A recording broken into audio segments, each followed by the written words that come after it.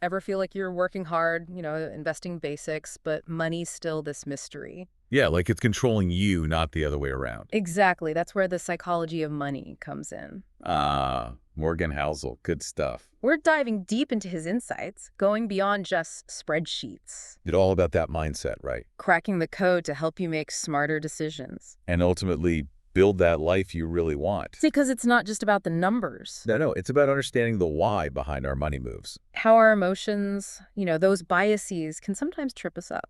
Fascinating how we make decisions that seem irrational to others, but Totally makes sense to us at the time. because of our own unique experiences, right? Like, why do people who can least afford it spend the most on lottery tickets? Exactly.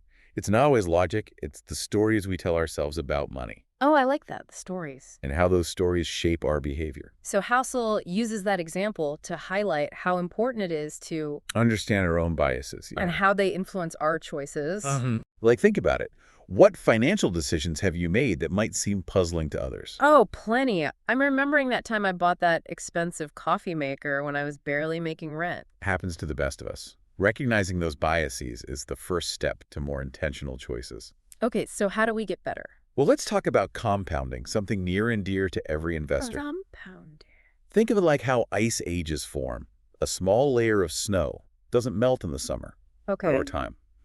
Snowballs into this massive ice sheet. Oh, wow. Okay, I see that. Same way with small, consistent investments over time. They lead to big wealth. Enormous wealth in the long haul. So it's not about finding the next hot stock. Not just that, no. It's about steady, disciplined investing. Exactly. Prime example, Warren Buffett. He's been investing for over 70 years. 70 years. That's insane. Since he was a teenager. Almost all his wealth. Yeah. After he turned 50. Okay, but he's Warren Buffett. The point is, time is your biggest asset. Got it. Even small investments. Early on. Huge impact over time. So even if you're not Warren Buffett, you can still... Absolutely. Everyone's got time. Okay, I like that. Now here's where it gets even more interesting. Housel contrasts Buffett with Jim Simons, Who's that? head of Renaissance Technologies. Incredible track record. Like what? Compounding money at an average rate of 66% per year. Wait, 66% per year? That's unbelievable. But here's the catch. Despite these superior returns, Okay. Simons is considerably less wealthy than Buffett. Why? He started later. Ah, so even with better returns. Time is the secret ingredient in the compounding formula. So Buffett's early start gave him the edge. Exactly. Housel calculated if Simons had started when Buffett did, When was that? Like the 40s? early on, Mm-hmm. he'd be worth trillions, hypothetically speaking. Trillions. That's mind-blowing. Demonstrates the power of compounding given enough time. Okay, I'm starting to understand this compounding thing. It leads us to another point, getting rich versus staying rich. Interesting. So there's a difference. Critical distinction, often overlooked. Tell me more. Housel tells these stories of Jesse Livermore, a stock trader, Okay. and Abraham Germansky, a real estate developer. So two different types of investors. Both made and lost fortunes, multiple times. Oh, wow. Brilliant at making money, but struggled to keep it. So it's not enough to just like ride the wave. It's about building something sustainable, Ah, okay. like a financial fortress that can withstand those inevitable storms. I like that. Financially unbreakable. Exactly. But how do we get there? That sounds intimidating. Doesn't have to be. Okay, good. Key is focusing on a few things. Realistic expectations, avoid excessive debt, Basics. Got it. and maintain a margin of safety with your investments. Think of it as a buffer. For when things go wrong. Those unexpected shocks. Exactly. That makes sense. It's about the long game, not getting rich quick schemes. Exactly. Which brings us to another idea. Tails drive everything. Tails drive everything. What does that even mean? Think about venture capital. Most startups fail, right? Yeah, I've heard that. But the few that succeed wildly, they generate almost all the returns. So it's about those big wins, even if they're rare. Exactly. Same in the stock market. Handful of exceptional performers Drive the whole market. drive overall market growth. Helps us reframe our thinking about risk and reward. Okay, I'm starting to see where you're going with this. Losses are normal, shouldn't discourage us. Even for the big players? Even giants like Amazon and Netflix have had failures. Oh, true. The Amazon Fire Phone. Didn't go so well, Yeah. but they learned, kept innovating. Recovered big time. Even the most successful make mistakes. Key is to learn, adapt, keep moving. So if Jeff Bezos can stomach failures, maybe we all can. Absolutely. The takeaway, losses are normal. especially in investing. That Be prepared, manage them well, and stay focused on those big wins. makes sense. Now, speaking of success, let's redefine what it means. Housel calls it the freedom dividend. Freedom dividend. Sounds interesting. He defines wealth as the ability to do what you want, when you want, with who you want, for as long as you want. Wow, true freedom. Priceless. Right. This reminds me of your story about that investment banking internship. Oh, yeah, the salary was amazing. But at the expense of your time, energy. And ultimately my happiness, yeah. It taught you high income doesn't equal happiness if you lose control of your life. So true. What does freedom mean to you? What trade-offs are worth it? And remember, freedom doesn't always have $1 million price tag. Good point. Housel shares that story of Derek Sivers. Who is that? Achieved financial freedom at 22 22. Seriously? by living frugally, pursuing his passion for music. Wow, so you don't have to follow that traditional path. Multiple paths exist. The right one aligns with your values and goals. Designing a life that gives you the flexibility to do what you love. Instead of fixating on a number, ask yourself, how can I use money to create a life with more freedom and control? That's a fantastic question. Now, this might seem counterintuitive. Wealth is what you don't see. Okay, I'm intrigued. Lay it on me. Easy to get caught up in those outward signs of wealth, fancy cars, big houses. Yeah, the flashy stuff. True wealth is often hidden. Like what? It's the money you haven't spent, the assets you haven't turned into material things. Ah, so it's about building something for the future. Financial freedom? Flexibility you're building for tomorrow? This reminds me of Rihanna. She had financial troubles early on. Right, from overspending. So it's about delaying gratification, living below your means. Making conscious choices. Housel compares it to energy efficiency. Energy efficiency. The world didn't become energy wealthy by producing more, but by needing less. That makes sense. A high savings rate does the same thing with your finances. So it's not about earning more, it's about needing less. Exactly. What are you trading off today to build a richer tomorrow? That's a great question to ask yourself. Now, I've always tried to be rational with my finances, but Housel's concept, reasonable rational, Reasonable over rational. Tell me more. it's about accepting that we're human, not spreadsheets. Oh, that's comforting. Sometimes I feel like I should be a spreadsheet. Trying to be perfectly rational can backfire. Give me an example. He uses malaria therapy. Doctors used to intentionally infect syphilis patients with malaria Wait, what? Malaria? to induce a fever, which sometimes helped fight the syphilis, That's wild. So it's like, even though fevers can help, we'd rather take a pill to reduce it. even if it means being sick a bit longer. Exactly. Prioritizing what feels right. Over what's technically optimal, I see. Even Nobel Prize winner Harry Markowitz, who basically invented modern portfolio theory, Yeah, I've heard of him. didn't use complex algorithms for his own retirement. Really? What did he do? Simple. Split his money equally between stocks and bonds. Wow. Okay. So what's the lesson here? Don't beat yourself up for making emotional decisions. Embrace your humanity. That's a relief to hear. Find what feels right for you. Build a plan you can stick with. A long-term plan. Exactly. And that brings us to another big one. Expect surprises. Surprises. In finances, what does that even mean? The future is unpredictable. Well, yeah, no one has a crystal ball. Right, but we often forget that I guess so. We try to plan for everything. House reminds us things that have never happened before happen all the time. He's got a point. Like, what kind of surprises are we talking about? Imagine how different the world would be if 7 specific individuals had never existed. Ooh, give me some examples. Like Adolf Hitler, Bill Gates, Jonas Salk. Wow. Okay, big names. I see. Even small events can have huge ripple effects. Exactly. Humbling reminder of how much is beyond our control. Okay, but that's scary. How do we plan if the future's so unpredictable? We can't control everything, but we can control how we respond to those twists and turns. So it's about being adaptable, right? Precisely. This reminds me of Warren Buffett again. Remember when he was searching for a successor? Oh, yeah, what'd he say? I wanted someone genetically programmed to recognize and avoid serious risks, including those never before encountered. That's a tall order. So what's the point here? There are costs to everything, even things that seem positive. Think about Disneyland. Disneyland. Okay, I'm listening. Long lines, crowds, expensive tickets. Yeah, that's Disneyland. It's the price you pay for the magic. You can choose to pay or go elsewhere. You can't have the benefits without the costs. Exactly. Volatility in the stock market is like the price of admission for potential higher returns. Oh, it's like, if you want to play the game, you gotta be willing to pay the price. And understand the trade-offs. Every investment has risks, Potential downsides. No free lunches. Not in finance, no. Identify those costs up front. Decide if you're willing to pay. Makes sense. And then build a portfolio that matches your risk tolerance. And your long-term goals. Now let's talk about the seduction of pessimism. Pessimism. Uh-oh, I think I fall into that trap sometimes. We all do, it's human nature. But Housel says pessimism can be misleading, even harmful. How so? It grabs our attention more than optimism. Because it's scarier. It often sounds smarter, focusing on risks and dangers. Yeah, I guess it's easier to imagine things going wrong. Exactly. Think about Japan after World War II. Okay, completely devastated. Imagine someone predicting they'd become one of the world's leading economies. They would have been laughed at. Right. But they proved everyone wrong. So optimism can be powerful. Powerful reminder to be wary of negativity bias. Be open to positive surprises. So balance awareness of risk with a healthy dose of optimism. Exactly. Don't let pessimism cloud your judgment or prevent you from taking calculated risks. Got it. Now, what about this power of narrative thing? That sounds intriguing. Housel uses this analogy of an alien observing Earth in 2007 and then 2009. During the recession. Yes. The alien can't see the economic damage, right? Buildings are still there, people going to work. I guess visually not much change. But the alien misses is the change in narrative, how people were feeling. So it's not just the material reality, but how we perceive it. Precisely.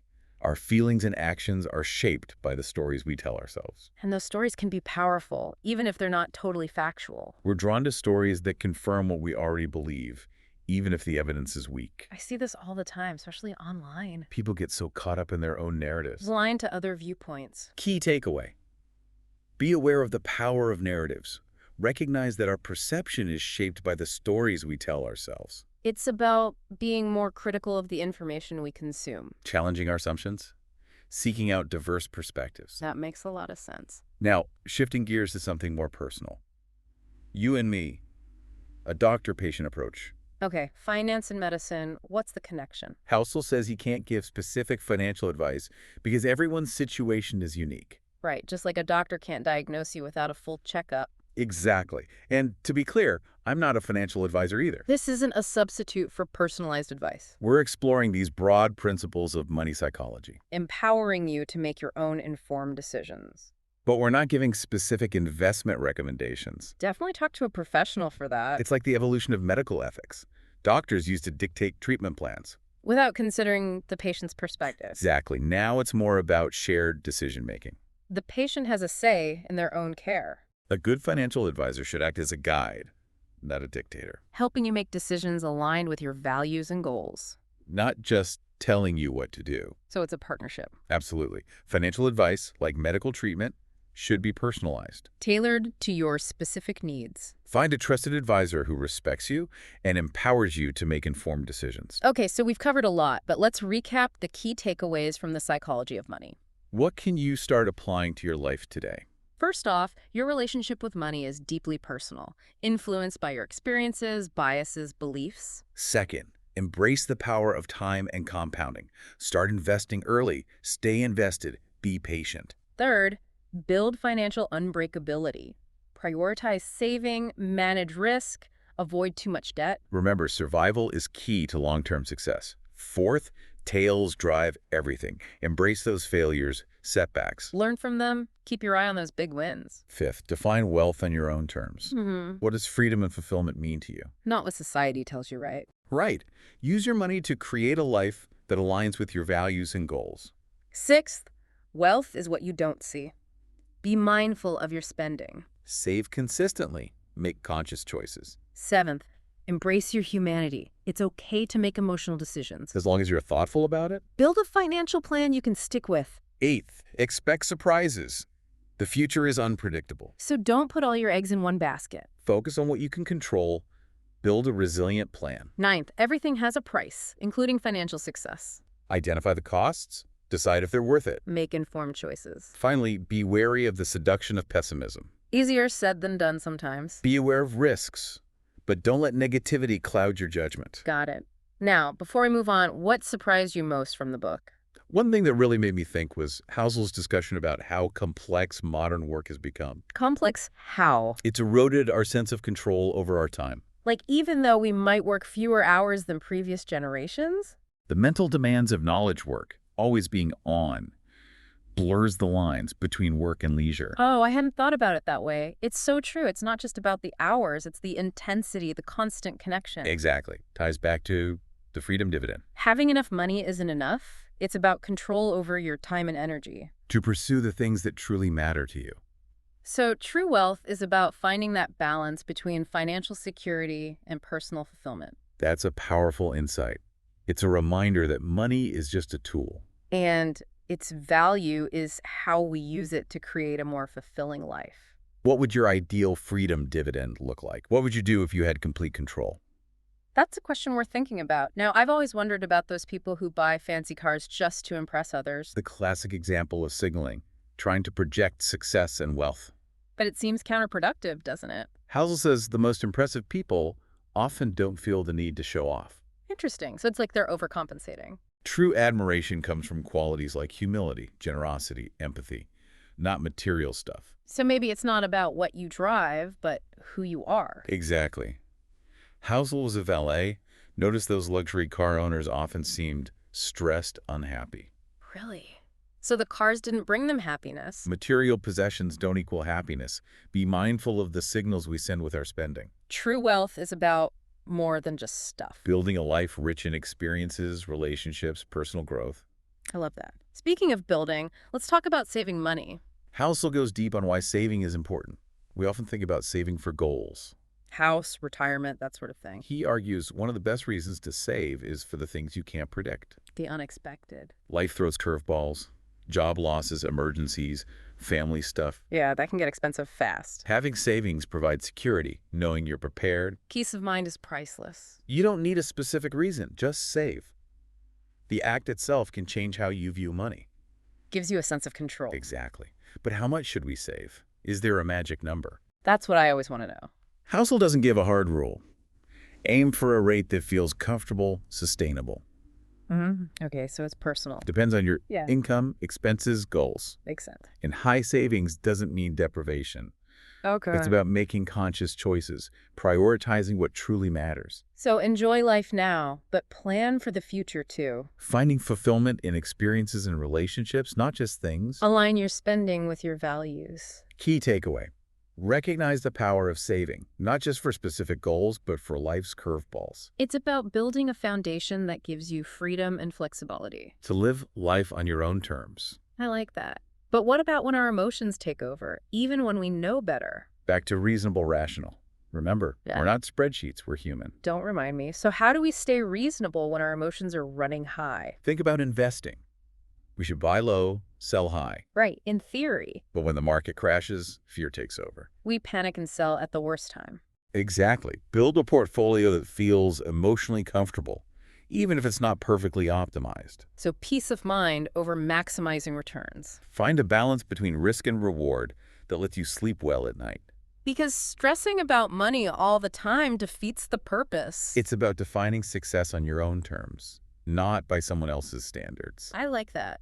It's okay to make decisions that might seem irrational to others. If it aligns with your values. Like working less to spend more time with family. Exactly. The key.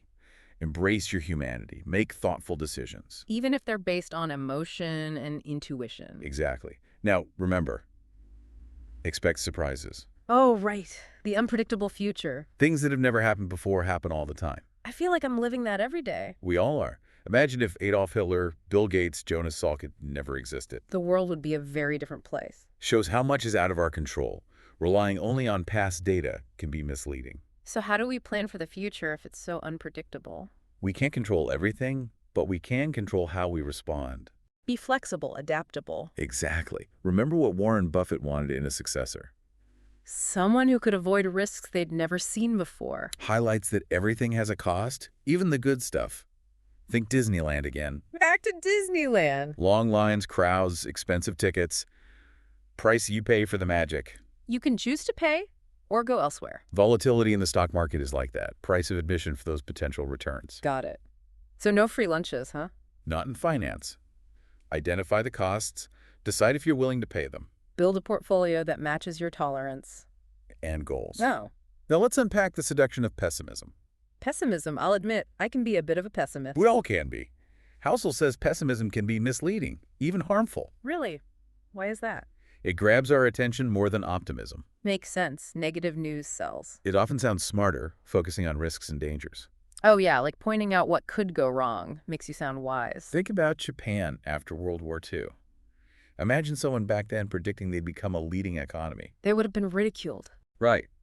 But they proved everyone wrong. The power of optimism, huh? Be wary of negativity bias. Be open to those positive surprises. So balance, balance, balance. Exactly. Don't let pessimism stop you from taking smart risks. Now, what about this power of narrative thing? Explain that one. Imagine an alien observing Earth in 2007, then again in 2009. During the recession, right. The alien wouldn't see the economic damage. Buildings are still there, people still working. Visually, not much changed. But the narrative changed. How people felt, what they believed. So it's not just about the material world, it's how we interpret it. Exactly. Our feelings and actions are shaped by the stories we tell ourselves. And those stories can be powerful, even if they're not totally based on facts. We often gravitate towards stories that confirm what we already believe. Even if the evidence is weak. It happens all the time, especially online. People get so caught up in their own bubble. Key takeaway. Be aware of the power of narratives. Recognize that our perception of the world is shaped by the stories we tell ourselves. And the stories others tell us. That makes a lot of sense. Be critical of the information we consume, right? Challenge your assumptions. Seek diverse perspectives. Okay, got it. So what's next? Let's move on to something more personal. You and me, a doctor-patient approach. Okay, finance and medicine, what's the connection? Housel acknowledges he can't give specific financial advice. Everyone's situation is different. Right, just like doctors need to examine you before diagnosing. And I want to emphasize, I'm not a financial advisor either. This deep dive isn't a substitute for personalized advice. We're exploring the broader principles. Giving you the tools to make informed decisions. But no specific investment recommendations here. Definitely talk to a professional for that. It's like the evolution of medical ethics. Doctors used to just dictate treatment. Without considering the patient's input. Now it's more collaborative. Patients have a voice in their own care. A good financial advisor is like that too. A guide, not a dictator. Helping you make decisions aligned with your values and goals. Not just telling you what to do. So it's a partnership. Exactly. Financial advice, like medicine, should be personalized. Makes sense? Find an advisor who respects you and empowers you to make those informed choices. Okay, so we've covered a lot of ground here. What are the big takeaways from the psychology of money? What can you start using in your life right now? First, your relationship with money is unique to you, shaped by your experiences, biases, all that. Second, embrace time and compounding. Start early, stay invested, be patient. Third, build financial unbreakability, saving, managing risk, avoiding too much debt. Remember, survival is key to long-term success. Absolutely. Fourth, tails drive everything. Embrace those failures and setbacks, learn from them. Don't get discouraged. Keep focusing on the big wins. Fifth, define wealth on your terms. What does freedom and fulfillment mean to you? Not what society says. Right. Use money to create a life you truly love. Sixth, wealth is what you don't see. Mindful spending, consistent saving, conscious choices. Seventh, embrace your humanity. It's okay to make emotional decisions as long as you're thinking them through. Build a plan you can stick with. Eighth, expect surprises. The future is unpredictable. Focus on what you can control. Build a resilient plan.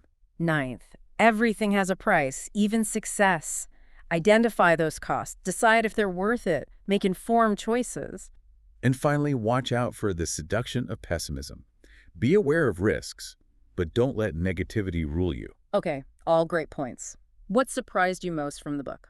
I was really struck by Housel's discussion of how complex modern work has become. Complex how? It's eroded our sense of control over our time. We might work fewer hours than past generations. But it feels more intense. Exactly. The mental demands of knowledge work, always being on, blurs the lines between work and life. Oh, that's so true. I hadn't thought about it that way before, but it makes sense. It's not just about the hours, it's the intensity, the constant connection. And that ties back to the freedom dividend. Having enough money isn't enough. It's about having control over your time and energy. To pursue what truly matters to you. So true wealth is about finding that balance, financial security, and personal fulfillment. It's a great reminder that money is a tool. Its value lies in how we use it. To create a more fulfilling life. What would your ideal freedom dividend look like? What would you do if you had complete control? That's a powerful question to think about. Now, I've always been fascinated by people who buy those flashy cars to impress others. Classic signaling, trying to project an image of wealth and success. But does it really work? It seems counterproductive. Housel argues that truly impressive people often don't feel the need to show off. Interesting. So maybe they're overcompensating. True admiration comes from qualities like humility, generosity, empathy. Not from material possessions. Housel was a valet and noticed the luxury car owners often seemed stressed, unhappy. Really? So the fancy cars weren't making them happy. It's a reminder that material possessions don't equal happiness. We need to be mindful of what we're signaling with our spending choices. True wealth is about much more than just accumulating stuff. It's about building a life filled with rich experiences, meaningful relationships, personal growth. Exactly. Speaking of building, let's shift gears and talk about saving money. Okay, saving. It's crucial, but sometimes feels so hard. Housel dives into why it's so important. We often think about saving for specific goals. Like a house, retirement. But one of the best reasons to save is for things you can't even predict. The unexpected things that life throws at us. Exactly. Job losses, medical emergencies, family issues, they happen, and they can get expensive. Having a cushion of savings can make a huge difference. It's about that feeling of security, knowing you're prepared. Peace of mind. You don't even need a specific reason to save, just do it. The act of saving can change your whole mindset around money. Give you a sense of control over your finances. Exactly. But the age-old question, how much should we save? Is there a magic number? 10%? 20%? Household doesn't give a hard rule. Just aim for a rate that feels comfortable and sustainable for you. So it's personal. Depends on your circumstances. Income, expenses, goals, all that. Right, right. And remember, high savings doesn't have to mean living like a monk. Oh, good. Because I do enjoy my lattes. It's about making conscious choices, prioritizing what matters. Yeah. finding fulfillment in experiences, relationships, not just buying stuff. Align your spending with your values, basically. The takeaway, recognize the power of saving, not just for goals, but for those unexpected life events. Building that financial foundation for freedom and flexibility. Living life on your terms. That's the dream. But what about when emotions take over, even when we logically know better? Back to reasonable, rational. We're human, not robots. Sometimes I wish I was a robot. Less emotional decisions, But trying to suppress those emotions completely can actually backfire. Really? How so? Think about investing. We know we should buy low, sell high, right? In theory, yes. But when the market's crashing, what happens? Panic. Fear takes over. We sell at the worst possible moment. I've definitely been there. Instead, focus on building a portfolio that feels emotionally comfortable, even if it's not mathematically perfect. So peace of mind over trying to squeeze out every last percentage point of return. Find that balance. Let you sleep well at night. Remember, it's okay to make decisions that seem irrational to others. As long as they make sense for you. If it aligns with your values, like working less to be with family. Exactly. It's your definition of success that matters. The key, embrace your humanity. Make those financial decisions thoughtfully. Even if they're influenced by emotions, intuition. Exactly. Now let's circle back to this expect surprises idea. Right, the unpredictable future always keeps us on our toes. Things that have never happened before happen all the time, remember? It's true, you can't plan for everything. Imagine if certain individuals had never been born.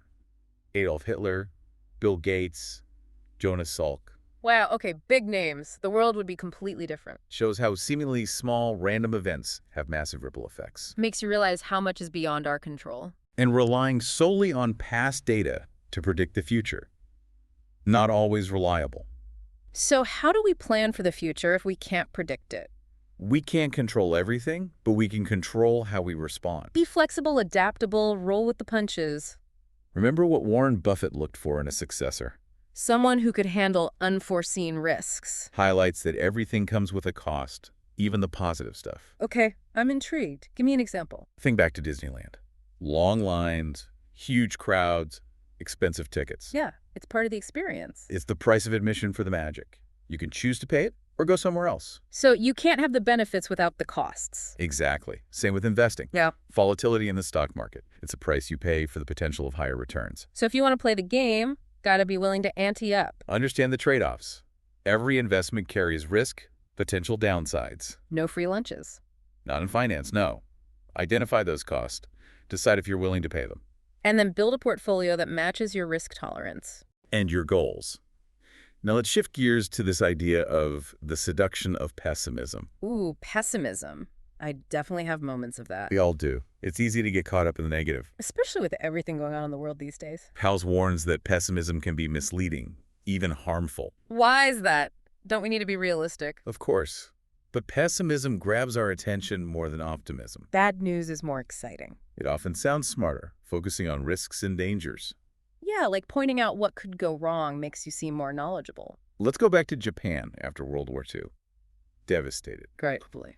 Imagine if someone back then predicted they'd become a leading economy. People would have thought they were crazy. But they proved everyone wrong. So, a little optimism can go a long way. It's a powerful reminder to be wary of negativity bias. Be open to those positive surprises. Don't get bogged down in the doom and gloom. Don't let pessimism stop you from taking calculated risks. Makes sense. Now, what about this power of narrative thing? That sounds interesting. Housel uses this analogy of an alien observing Earth, first in 2007, then again in 2009. During the financial crisis. Yes. The alien wouldn't see the economic damage, buildings still standing, people still working. On the surface, things looked the same. But what the alien misses is the shift in the narrative. How people were feeling about the situation. Exactly. The stories we tell ourselves about what's happening shape our perceptions, our actions. And those stories can be powerful even if they're not fully based in reality. We often gravitate towards stories that confirm our existing beliefs, even if the evidence is shaky. I see that all the time, especially online. People get so entrenched in their own echo chambers. They only see what they want to see. The key takeaway here, be aware of the power of narratives, both your own and those around you. Realize that how we perceive the world is influenced by these stories. It's about being a critical thinker, questioning the information we're consuming. Challenging our assumptions, seeking out diverse perspectives. Exactly. Now let's shift gears to something a bit more personal. You and me, a doctor-patient approach. Okay, finance and medicine. What's the connection? Housel acknowledges he can't give specific financial advice because everyone's situation is unique. Like, a doctor can't diagnose without a full examination. Right, everyone's financial health is different. And just to reiterate, I'm not a financial advisor either. This is about exploring the broader principles, giving you the tools to make informed decisions. But no specific investment recommendations here. For that, definitely consult a professional. It's like the shift we've seen in medical ethics. Doctors used to just dictate treatment plans. Without much patient input. Now it's more about shared decision-making, respecting the patient's autonomy. Patients are active participants in their own healthcare. A good financial advisor should be like that too, a guide, not a dictator. Helping you make choices that align with your values and goals. Not just telling you what to do. So it's a partnership, working together. Exactly. Financial advice, like medicine, should be tailored to the individual. Makes perfect sense. Now, let's talk about something a little different. Housel dives into economic history in this next chapter. Ah, yes, all together now. He takes this broad view, trying to understand how we got to where we are today. Zooming out to see the big picture, how the past shapes our present. He asks this thought-provoking question. What if someone from 1950s suddenly woke up in 2020? I love that. What would shock them the most? He says the sheer amount of economic growth would be mind-blowing. Yeah, technology, innovation, everything's changed so much. But that growth hasn't been equally distributed. Right, the inequality gap. Leads to all sorts of issues. So progress, but at a cost. He takes us back to after World War II. U.S. facing challenges, millions of soldiers coming home. Fear of recession, right. Policymakers had to act fast, stimulate the economy, keep interest rates low, encourage spending. Interesting how that period set the stage for what came after. And here's a fascinating point. Housel says the cultural shift towards embracing debt played a big role in the post-war boom. Debt. Really, I always thought of debt as a bad thing. It can be, for sure. But his point is it had this complex role in fueling growth. How so? The greatest generation, they were wary of debt at first. They lived through the Depression, makes sense. But as the economy boomed, debt became more acceptable. The American dream, house, car, all that. It fueled spending, which fueled growth, created jobs. So a positive feedback loop. For a while, yes. But over time, this reliance on debt had unintended consequences. Like what? Incomes stagnated for many, while costs kept rising. Housing, education, healthcare. The basics became less affordable. That virtuous cycle started to crumble. leading up to the financial crisis of 2008. A big wake-up call. The dangers of too much debt, the fragility of an economy built on unsustainable spending. So what's the lesson here? Household doesn't offer easy answers, but highlights the importance of understanding these historical cycles. Seeing how economic policies and cultural attitudes shape our financial lives. What stood out to you from this historical overview? I was struck by his observation about shifting expectations of equality. Ah, yes. He says the post-war era was unique, a sense of shared prosperity. Most Americans, regardless of income, enjoyed a similar standard of living. Right. When that started to erode, people felt it deeply. It wasn't just about the numbers, it was a change in how people experienced the economy, He contrasts that with the growing inequality of recent decades. where the gap between the rich and everyone else has widened. Not just in income, but in lifestyle and opportunities. It creates a sense of unfairness, resentment. It fuels a desire for change. So as we navigate the complexities of today's economy, it's crucial to remember those historical forces at play. Our financial decisions aren't made in a vacuum. They're influenced by a web of factors. Okay, that's a lot to think about. Now let's move on to the last chapter of The Psychology of Money. Confessions, Yeah. right? Halsey gets personal here, reflects on his own journey. Okay, let's hear what he's learned. He starts by saying he's not a traditional financial expert, no PhD in economics or anything. So he's coming at it from a different angle. He calls himself a financial enthusiast, passionate about understanding the psychology of money Someone who's genuinely interested in this stuff. and sharing those insights with others. Making it relatable, not just academic jargon. Exactly. He's not talking down to us. He's sharing his own struggles and triumphs. Like, hey, I'm figuring this out too. He talks about his upbringing, his family struggled financially. So he learned the value of saving early on. That early exposure shaped his perspective. Makes sense. What else? He worked as a valet, got a glimpse into a world of wealth and luxury. But also saw that material possessions don't necessarily equal happiness. Right, back to that man in the car paradox. It's not about keeping up with the Joneses, it's about finding contentment within yourself. Exactly.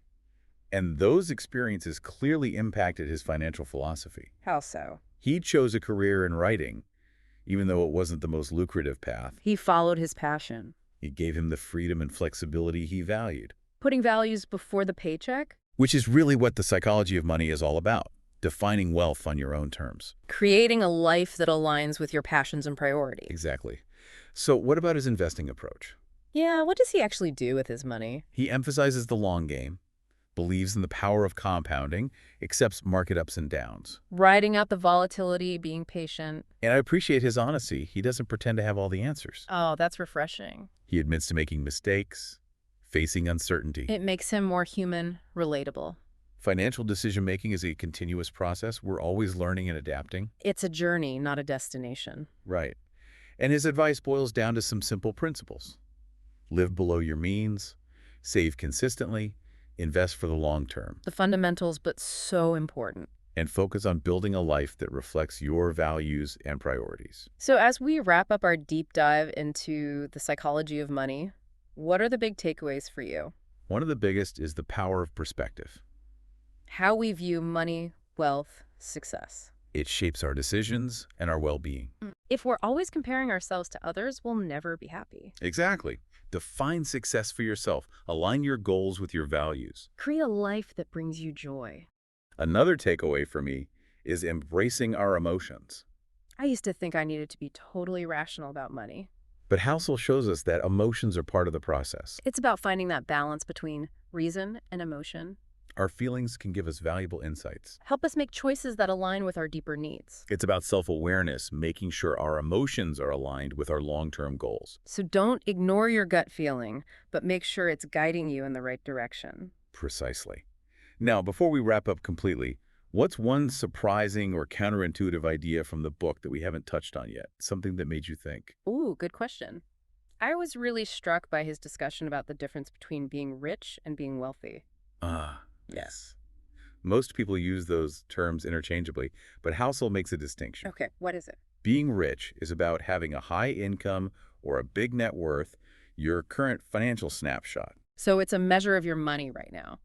Being wealthy, on the other hand, is about having the freedom and flexibility to live the life you want. Not being tied to a job or a certain lifestyle. Exactly. Having the power to say no to things you don't want to do. To pursue your passions. Spend time with loved ones? without constantly worrying about money. So you could be rich but not wealthy. Absolutely. You could have a high-paying job but feel trapped. Or have a modest income but live a very fulfilling life. It's about aligning your finances with your values, creating a life that brings you joy. Having the freedom to pursue your dreams without financial limitations. That's the essence of the psychology of money. It's not just about accumulating wealth. It's about using money to create a more fulfilling and meaningful life. And that's what we've been exploring in this deep dive. It's about mastering our mindset, understanding our biases. Making choices that align with our long-term goals and values. It's a journey of self-discovery that can lead to a richer, more fulfilling life. Both financially and personally. Now, as we come to the end of our discussion, I want to leave our listeners with one final question. Ooh, I like a good cliffhanger. What is it? It's a simple question, but a powerful one. If you could go back in time and give your younger self one piece of financial advice, what would it be? Ooh, that's a tough one. So many possibilities. I think I'd tell myself to start investing early. Like, yesterday early. It's tempting to focus on specific investments, right? Like, buy this stock. Yeah, find that one magic bullet. But knowing what we've discussed about the psychology of money, Yeah. I think the best advice is building those good habits early on. Saving, budgeting, that sort of thing. Things like saving consistently, living below your means, investing for the long term. They seem kind of boring compared to chasing hot stocks. They do, but those habits are the foundation. Like building that financial fortress. Exactly. The earlier you start, the more time they have to compound. Makes sense. Slow and steady wins the race. It's not about getting rich quick. It's about those smart choices made consistently. Choices that align with your values, your goals. It all comes back to the core of the psychology of money. Yeah. It's not just about the technical stuff. It's about understanding yourself. Our motivations, our biases. Well, they shape our decisions. Recognizing that money is a tool can be used for good or bad. The key to financial success isn't just knowing what to do. It's knowing why we do the things we do with money. Becoming more self-aware, building a healthier relationship with money. Making choices that align with our vision for the future. That's the journey Morgan Housel takes us on. And it's been a fascinating one. I've learned so much from this deep dive. Me too. Always great to revisit these ideas. To our listeners, I highly recommend checking out The Psychology of Money. A book that can change how you think about money and even life itself. Absolutely. Understanding the psychology of money, it's a lifelong journey. Every step you take towards more awareness brings you closer to your goals. Financial goals and a more fulfilling life overall. Until next time, keep learning and keep diving deep.